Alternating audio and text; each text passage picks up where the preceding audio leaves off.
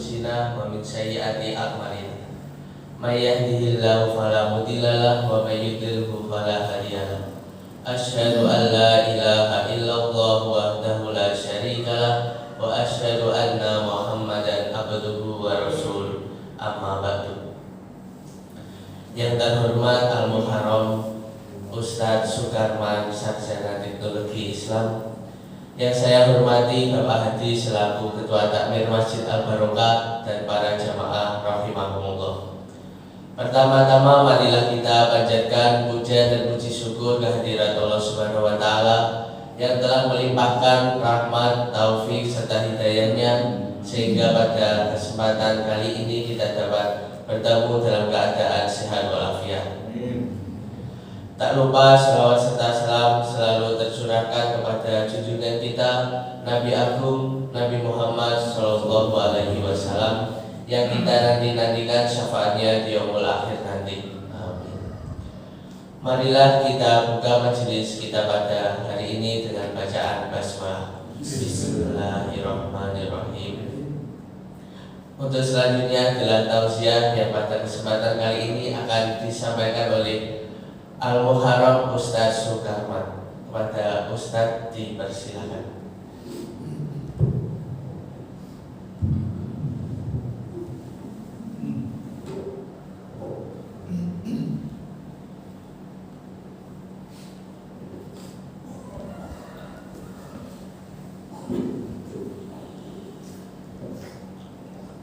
Assalamualaikum warahmatullahi wabarakatuh.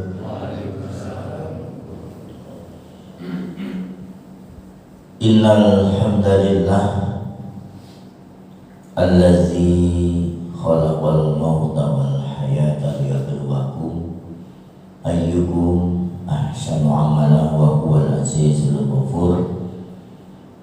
Asyhadu an la ilaha illallah wahdahu la syarika lah wa asyhadu anna Muhammadan abduhu wa rasuluhu la nabiyya ba'da. Allahumma salli ala Muhammad ibn Abdillah wa ala alihi wa sahbihi wa mawalah amma ba'da. Qala Allah ta'ala fil kitabil karim, a'udzu billahi minasy syaithanir rajim. Ya ayyuhalladzina amanu taqullaha haqqa tuqatih wa la tamutunna illa wa antum muslimun. Ya ayyuhalladzina amanu taqullaha wa qulu qawlan sadida yuslih lakum a'malakum wa yaghfir lakum dhunubakum wa may yuti'illaha wa rasulahu faqad faza fawzan 'azima. Fa innal asdaqal hadisi kitabullah wa khairal hadi hadi Muhammadin sallallahu alaihi wasallam wa syarrul umuri muhdatsatuha wa kullu muhdatsatin bid'ah wa kullu bid'atin dhalalah wa kullu dhalalatin finnar. Jamaah Masjid Al-Barokah yang dirahmati oleh Allah, mengawali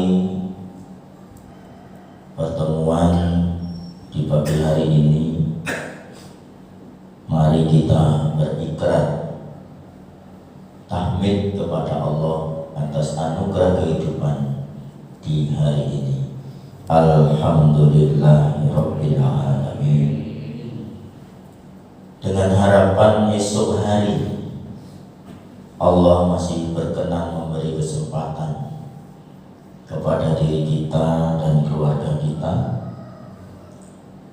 sehingga kita masih punya kesempatan memperbanyak kebaikan-kebaikan yang belum kita lakukan dan memperbanyak hal-hal lain yang bermanfaat bagi diri kita dan kepada orang lain.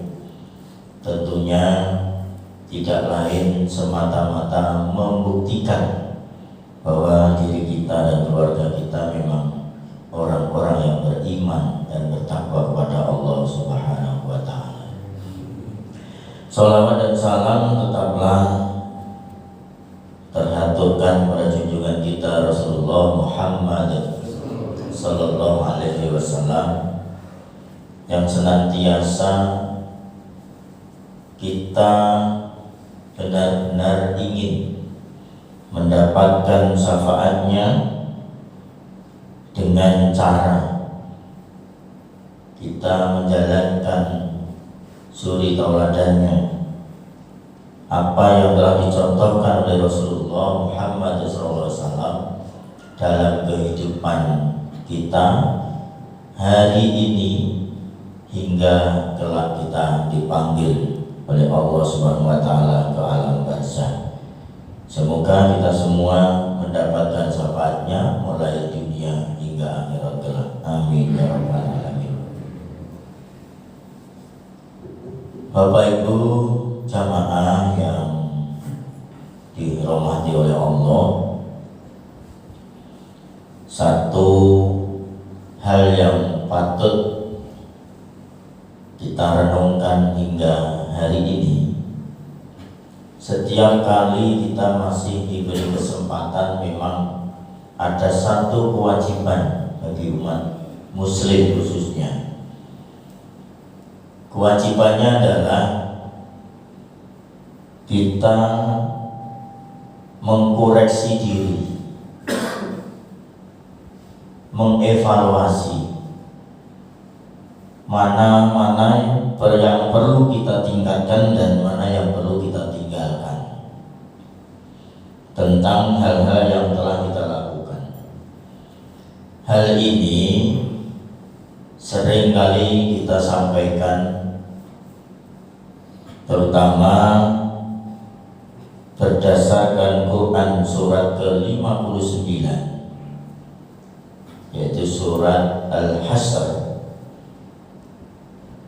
ayat yang ke-18.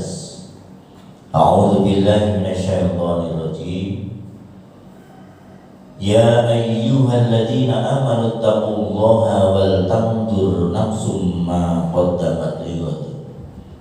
Wattaqullaha innallaha khabirum bima ta'malun. Ayat ini yang mestinya menjadi dasar buat kita semua setiap mengalami perubahan hari, termasuk hari ini. Karena di ayat ini jelas yang diseru adalah orang-orang yang beriman. Kalau bagi yang tidak beriman, begitu ia membuka mata di pagi hari, tentu yang akan dipikirkan bukan bagaimana ia bertakwa kepada Allah, tapi yang dipikirkan adalah hal-hal lain, khususnya tentang keduniaan.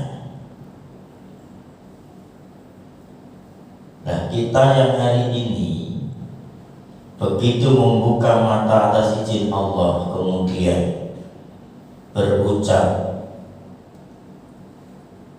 Alhamdulillahilladzi ahyana ba'da ma amatana wa ilaihin nusyur. Tentu yang dipikirkan sesuai dengan apa yang telah diajarkan Rasulullah ketika membuka matanya benar-benar sebelum datangnya waktu subuh. Tentu yang dia pikirkan bagaimana apa yang telah diajarkan Rasul, yaitu menjalankan sholat tahajud di sepertiga malam yang akhir.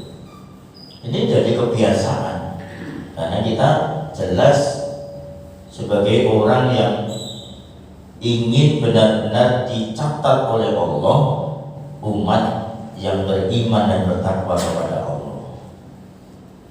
Ini dikoreksi.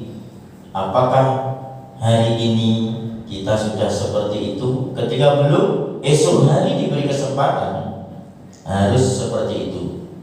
Hal yang harus dilakukan. Nah, pada kesempatan hari ini yang ingin saya sampaikan, semoga ini juga menjadi bahan renungan buat kita ke depannya jika masih ada usia dari Allah. Kita tidak tahu dengan tersiarnya COVID-19 yang sampai hari ini seakan-akan begitu mencengkram dan mencekam bangsa kita, apalagi di wilayah Magetan itu termasuk wilayah yang dianggap masih zonanya belum hijau, sehingga setiap kali kita keluar rumah harus minim kita memakai masker. Makanya begitu tadi saya juga beranjak dari rumah, karena rumah saya ada di kabupaten yang lain. Ini saya ini termasuk orang luar kota. Ini kalau di dalam masa pandemi awal saya mestinya menjadi ODR, jadi harus dicatat. Sekarang tentu jangan sampai nanti dari lain kabupaten kemudian membawa virus. Itu yang awal-awal kita mengalaminya. Setiap ada orang baru selalu begitu. Nah, ini juga jadi bahan renungan buat kita. Cuman yang paling akan saya sampaikan hari ini yang perlu kita renungkan, mengapa? Jadi ini jelas pertanyaannya, mengarah kepada diri kita masing-masing. Mengapa hari ini kita masih diberi kesempatan hidup oleh Allah? Sesuai yang tadi disampaikan oleh MC pembawa acara, jadi yang melekat pada diri saya itu secara akademis memang STHI, Sarjana Teologi Islam. Ketika di Sarjana Teologi Islam, memang dulu ada hanya SAG. SAG itu ngumpul jadi satu, kemudian dipecah menjadi 3. Ada SHI, itu tentang hukum Islam. Kemudian ada tentang SPDI, tentang pendidikannya. Dan ada juga tentang STHI waktu itu. Nah, bedanya sangat jauh memang. Ketika kita bicara dengan SPDI, itu yang dibahas pertanyaannya bagaimana caranya. Tapi ketika kita membahas di SHI, apa hukumnya?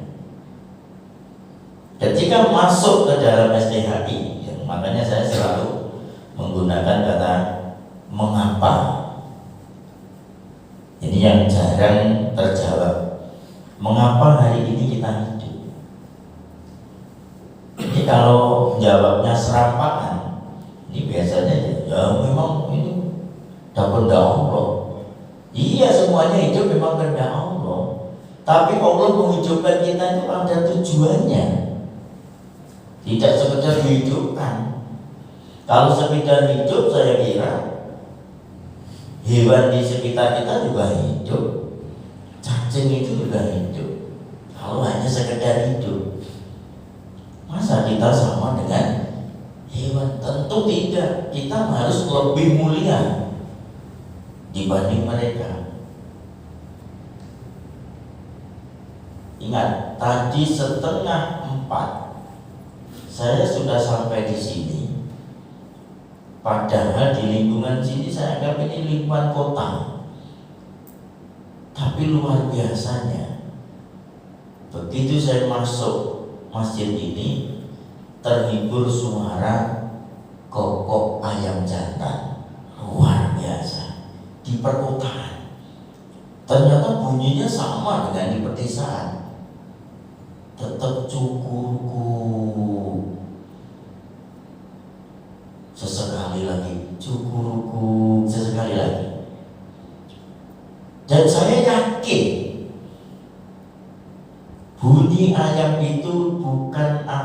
kehendak dia, tapi atas kehendak Allah. Untuk mengingatkan para kaum muslimin, waktunya untuk mengingat Allah. Nah, ketika kita sudah berbicara mengapa tadi, maka jawabnya mesti karena itu wajib. Mengapa kita dihidupkan? Karenanya ini yang kita cari sekarang. Dalam kehidupan ini hanya ada dua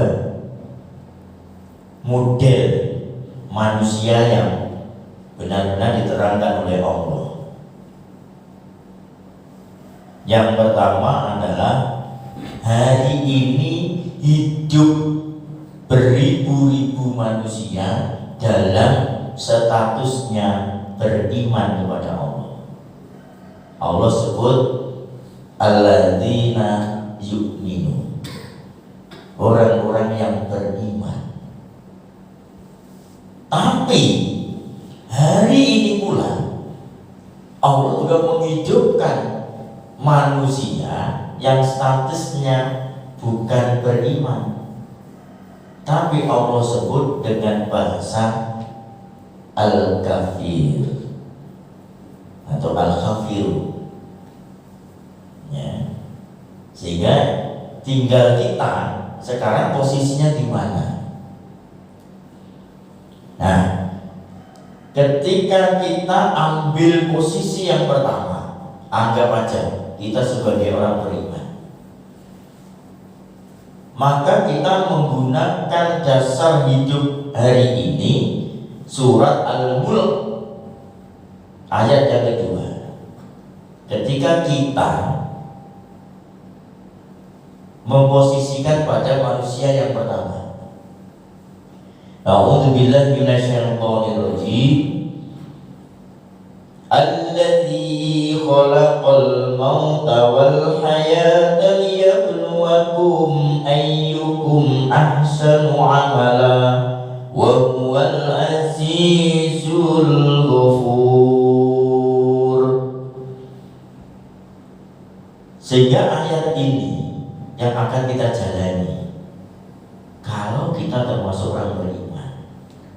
Ternyata bagi orang yang beriman hari ini kok dia hidup dan dihidupkan oleh Allah, tujuan Allah jelas, hanya ingin menguji keimanannya. Di antara kita siapa yang paling baik nilai keimanannya. Kelihatannya hari ini kita bersama ada di satu majelis yang sama, tapi Allah telah mengetahui siapa yang terbaik di antara kita. Kalau ini semua orang beriman, bisa jadi Allah menilai dari cara ibadahnya, dari niatannya, ya, dari hal-hal yang dilakukan mungkin tidak dilakukan oleh yang lain. Sama-sama sholatnya saja, Allah nggak tahu siapa yang lebih baik. Mungkin ada yang sama nilainya, tapi ada yang berbeda walaupun sedikit. Ini bagi yang beriman. Kita ambil ini, berarti apapun yang terjadi pada hari ini itu adalah ujian bagi yang beriman. Hari ini jenengan pilek berarti ujian. Hari ini kok kita semua yang punya utang belum bisa bayar, itu ujian. Ketika itu orang beriman. Hari ini kita merasa berat ekonominya, itu adalah ujian. Hari ini mendapat uang yang lebih banyak dari kemarin, bagi orang beriman itu ujian.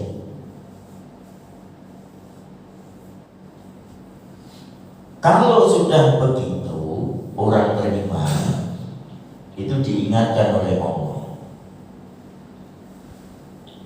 ketika hal-hal yang buruk menimpa pada hari ini, Allah seru di Al-Baqarah 153. A'udzubillahi minasyaitonirrajim. Ya ayyuhalladzina amanu ista'inu bis-sabri was-shalah. Innallaha ma'as-sabirin. Ingat, ketika itu orang beriman, Allah tetap diarahkan yang benar. Kalau toh kamu berat menjalani kehidupan hari ini, mohonlah pertolongan kepadaku, bahasanya Allah. Jangan kepada yang lain. Karena yang bisa menolong orang beriman itu hanya Allah, bukan yang lain. Jadi pantang bagi orang beriman untuk memohon pertolongan kepada selain Allah. Ayo, ketika ini kita paham, berarti hari ini kita tancapkan keimanan itu. Saya yakin di antara jamaah ini hari ini memang kondisinya mungkin tidak sama. Ada yang berat, ada yang ringan, ada yang sedang, ada yang mungkin hartanya sedang banyak, ada yang sedikit, ada yang sedang, anaknya sedang rewel, tetangganya mungkin sedang memfitnahnya, dan lain sebagainya, macam-macam keadaannya. Karena ini orang beriman itu ujian. Kalau sudah begitu, tadi hanya dengan sholat dan sabar.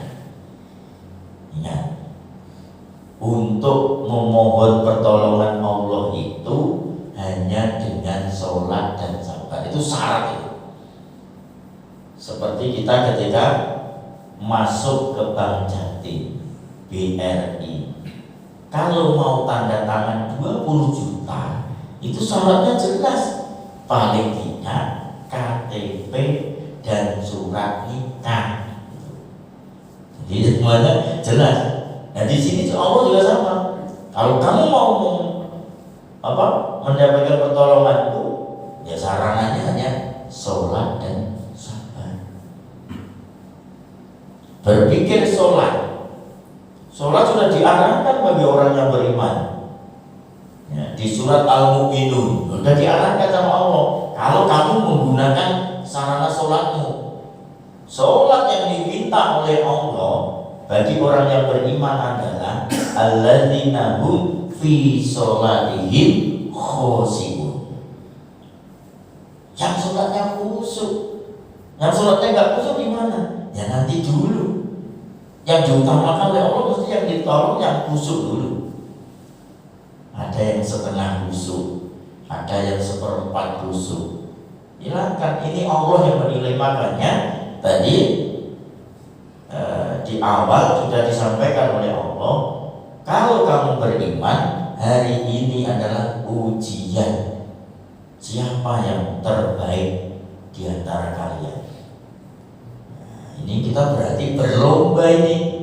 Dalam ayat yang lain, fastabiqul khairat, berlomba-lomba dalam kebajikan, dalam kebaikan. Sholat ini ya baik, tapi kita juga berlomba.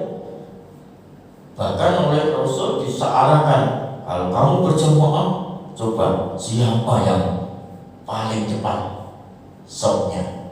Nah, itu lomba ini dilombakan oleh Rasul. Yang paling depan ini begini, yang berikutnya dan sebagainya. Itu aja sudah membedakan antara diri kita dengan yang lain. Hanya gara-gara shock.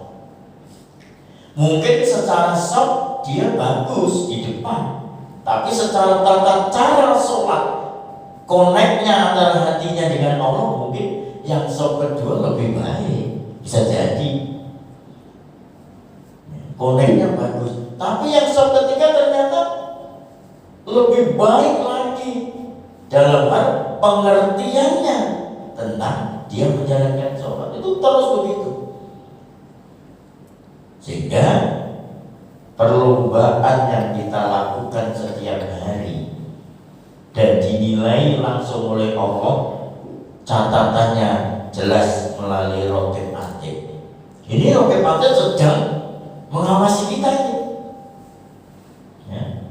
Surat Qaf, surat ke-50, ya, ini kita sedang diawasi. Bahwa Atid Raqib itu diperintah oleh Allah untuk mencatat apapun yang kita lakukan, yang kita pikirkan. Jadi ini yang pertama yang perlu kita renungkan. Apakah kita termasuk manusia yang pertama ini? Yang beriman berarti ini ujian, apapun yang terjadi sudah ujian. Mau sakit di rumah sakit, mau di rumah, itu ujian. Mau istrinya cerewet, itu ujian.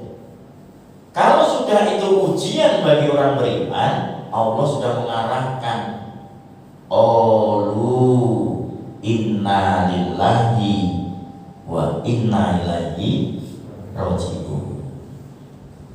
Di masa pandemi suaminya dikurangi pendapatannya, langsung dalam hatinya mengucapkan kepada Allah, inna lillahi wa inna ilaihi raji'un.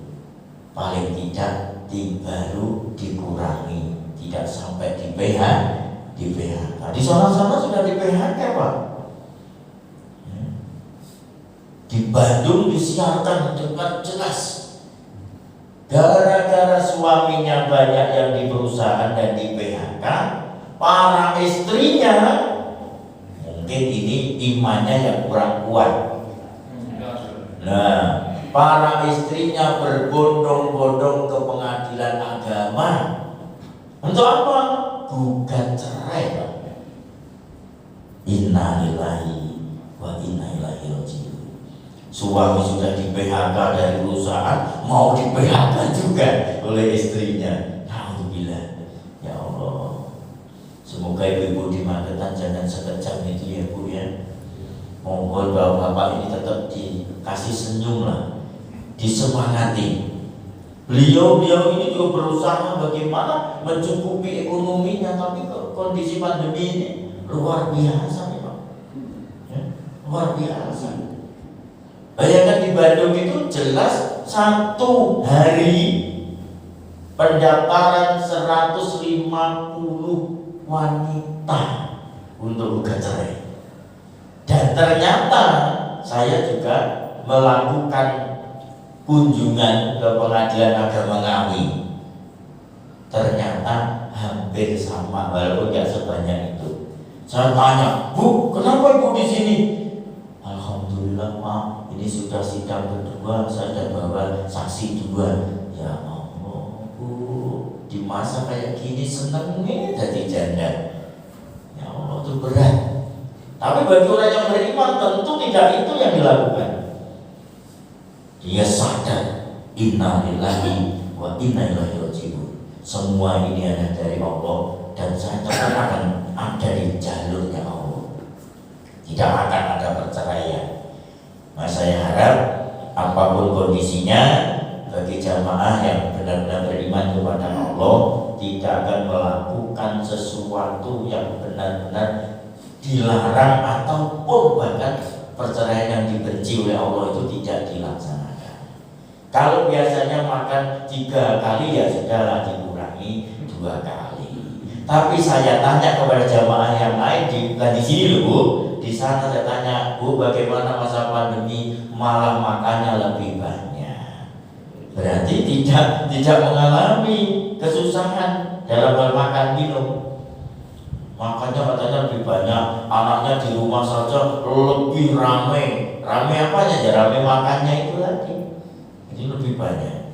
Nah, ini bagi yang beriman.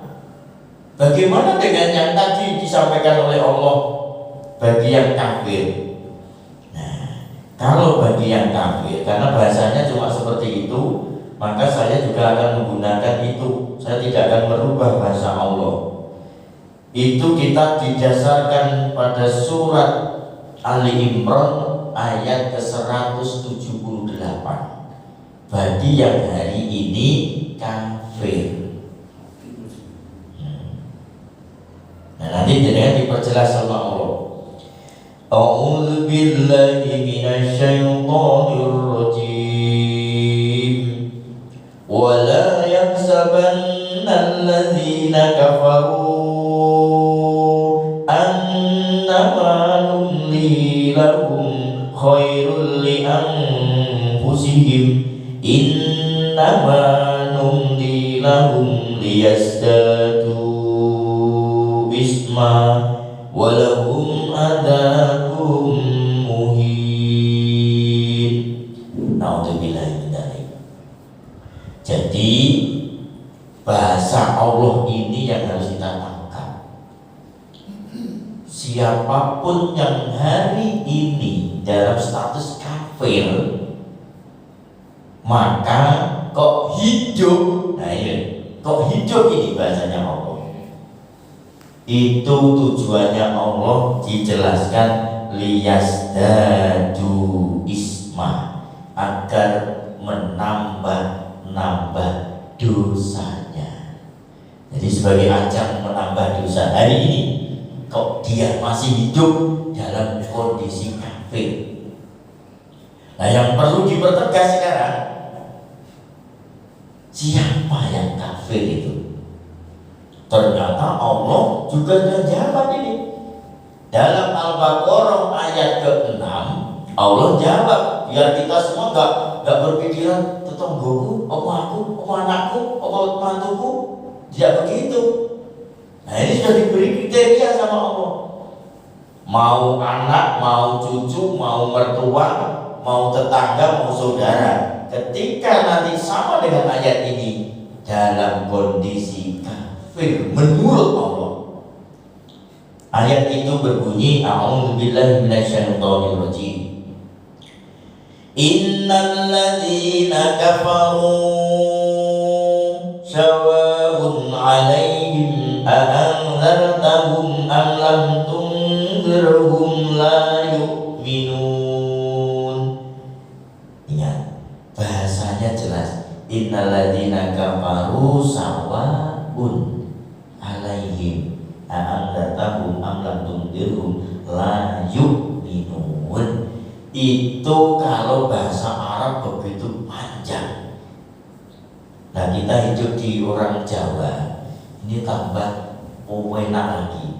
Ketika innal ladzina kafaru sawa'un 'alaihim anzartahum am lam tunzirhum la yu'minun. Orang Jawa hanya satu kata, ndablek. Loh, enak orang Jawa itu.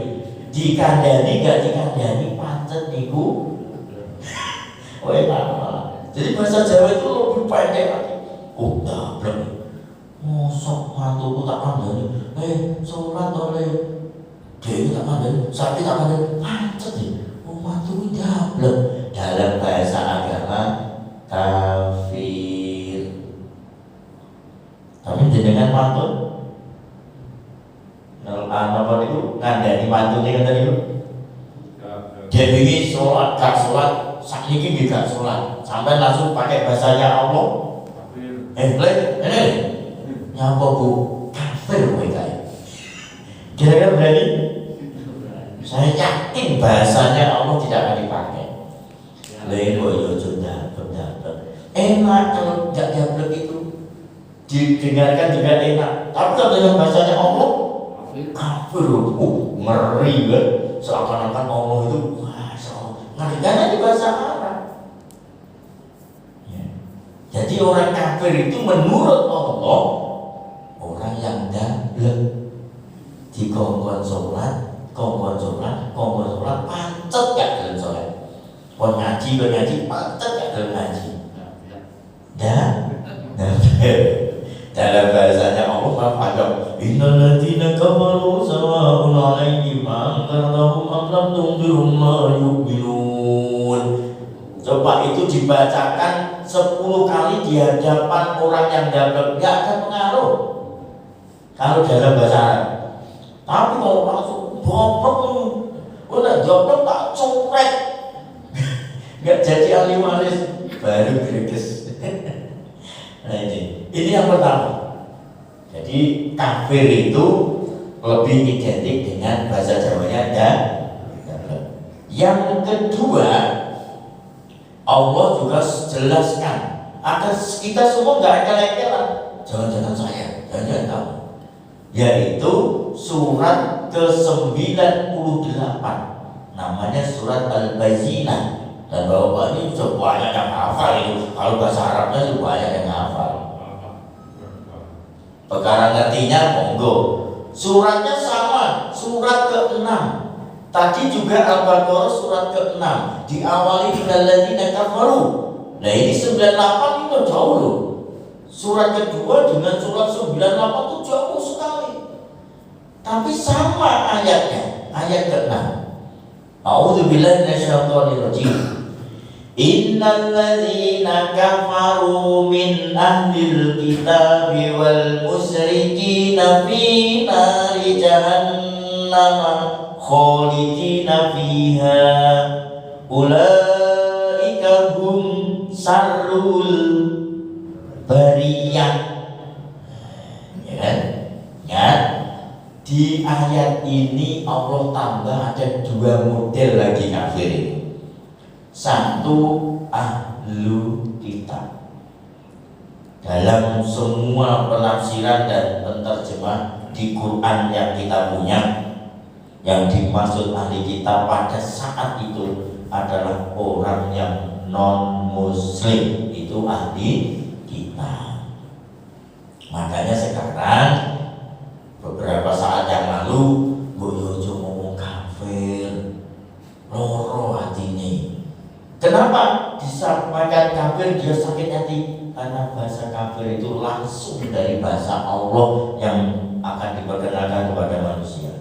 Sehingga kalau Allah sendiri yang ngomong langsung seakan-akan loro hati, kerosok.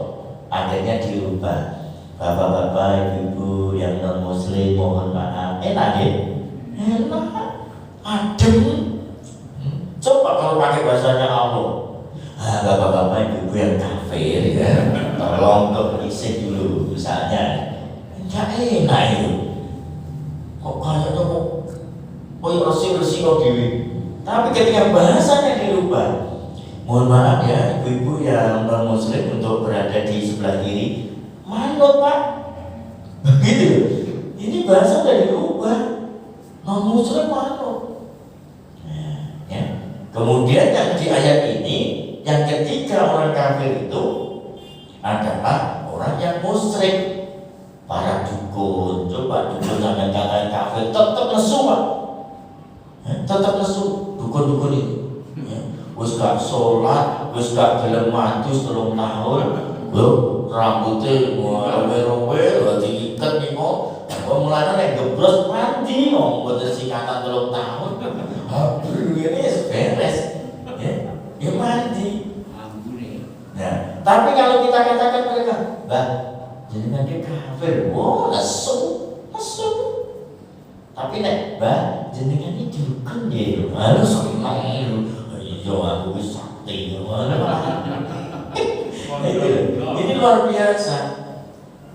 Sehingga ketika dua hal ini dipahami, kita akhirnya bisa tahu menantu kita ini siapa, beriman ataukah kafir. Kalau kafir masuk yang mana? Non muslim, musyrik, atau yang dablek. Nah, silakan yang punya menantu jenengan kumpulkan sesekali. Kemarin sholat 5 waktu enggak? Oh lupa, saya hanya maghrib yang 3 pak. Wah sudah, kikir ya. Terus jebet, oh itu malah maghrib pada subuh. Waduh, mantunya dicek tuh, cucunya dicek, anaknya dicek. Kalau sudah tahu persis, berarti anak putu gue baik kafir ya. Itu dalam hati gak usah diomongkan. Ya Allah, bujuku bareng kafir. Dewi ini ternyata tak ambil penilaian sholatnya gak genep. Padahal semua yang muslim itu sudah diarahkan oleh Allah. Ya, ciri khasnya jelas. Karena tadi dengan sholat tadi di surat Al-Isra ayat ke-78, Wa aqimis shalah liduluki syamsi ila ghasaqil laili wal Qur'anil fajr. Jadi sholat itu dimulai dari tergelincirnya matahari namanya waktu zuhur sampai gelapnya malam namanya waktu isya, dan itu ada ada 4 waktu. Kemudian Allah tambah wal Qur'anil fajr, yaitu sholat subuh sehingga genap 5. Siapa yang sholatnya tidak 5 waktu sehari semalam, jelas kalau dia mengatakan muslim, nanti dulu biasa Allah muslim tapi muslimmu nilainya sama ini, jadi tidak lengkap. Ibarat tubuh tanpa kaki, tanpa tangan satu, itu tidak lengkap. Yang lengkap ya kakinya 2, tangannya 2, itu yang lengkap. Mohon ini untuk menjadi bahan renungan kita. Nah, siapapun yang kafir hari ini dan dihidupkan oleh Allah, maka semua yang dia terima hari ini adalah merupakan sarana azab bagi mereka. Dalam bahasa lain disebut di istidraj. Jadi non muslim sugih, masya Allah, mobilnya Pajero 10, ya, nah, itu berarti dia sedang mendapatkan istidraj. Maka ancamannya ada umuhi, dia akan disiksa yang menghinakan. Dan nanti di surat yang ke-6 ayat 44 kaitan dengan istidraj, maka Allah akan menyiksanya secara tiba-tiba. Mumangan tak senengnya Pak, dan sampai dia memikirkan akibatnya. Akhirnya karena dia tidak menghiraukan peringatan dari tetangganya, Kang, nek mambo jomono, kowe lho wis umurmu sakmono, mau tambah itu lho kolesterolmu, tidak mau tahu. Makan aku dhewe, duitku dhewe, nyapo rame ae. Akhirnya diberilah secara tiba-tiba al-setrukku. Akhirnya setruknya tiba-tiba nih. Napa yang setruk sing rencana? Anak putuku insya Allah minggu depan saya setruk. Gak ada ya? Ini karena cara Allah itu mengingatkan kita. Karena kekafirannya tidak mengindahkan peringatan dari Allah. Kalau sudah usia itu begini-begini nggak jelas. Ya, mau kemana tuh kita? Mau ke alam barzah, bukan kemana-mana. Sebentar lagi Pak, tinggal tunggu semoga tidak karena corona. Dan jenengan ke alam barzah melalui jalur corona, gak enak Pak, pada ahli waris Pak. Ya Allah, gak oleh kubur. Semoga kita di masa pandemi ini tidak dipindah ke alam barzah dulu ya. Amin. Itu keinginan kita. Perkara nanti Allah ternyata habis kajian ini ternyata Israel sudah ada di rumah, ya monggo ya. Ya itu urusannya Allah. Karena banyak itu Israel ternyata sudah ada. Ayo berangkat, ya sudah selesai. Ya. Oleh sebab itu dengan 2 renungan ini, insya Allah hari ini Allah akan menilai kita, membuktikan apakah kita benar orang beriman ataukah kita sebaliknya dari orang kafir. Semoga pilihan kita tetap jadi orang beriman, dan akhirnya Allah akan memberi kemuliaan baik di dunia dan di akhirat. Amin ya rabbal alamin. Saya kira itu hal yang terpenting untuk mengingat bagi kita semua hari ini dari Allah. Semoga kita semuanya bisa menyampaikan kepada yang lain yang hari ini tidak hadir, dan kita menjadi hamba-hambanya yang beriman dan bertakwa. Amin ya rabbal alamin. Mari kita akhiri dengan hamdalah dan doa akhir majlis. Alhamdulillahirabbil alamin. Subhanakallahumma wa bihamdika asyhadu an la ilaha illa anta astaghfiruka wa atubu ilaik. Kurang lebihnya mohon maaf. Wassalamualaikum warahmatullahi wabarakatuh.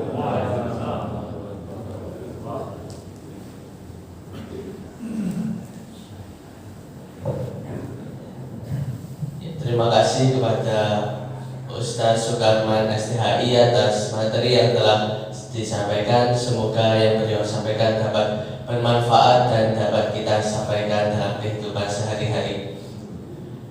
Usai sudah pertemuan kita dalam hari ini, saya selaku MC mohon maaf yang sebesar-besarnya atas kesalahan yang saya sengaja maupun yang tidak. Billahi taufiq wal hidayah. Wassalamualaikum warahmatullahi wabarakatuh. Waalaikumsalam.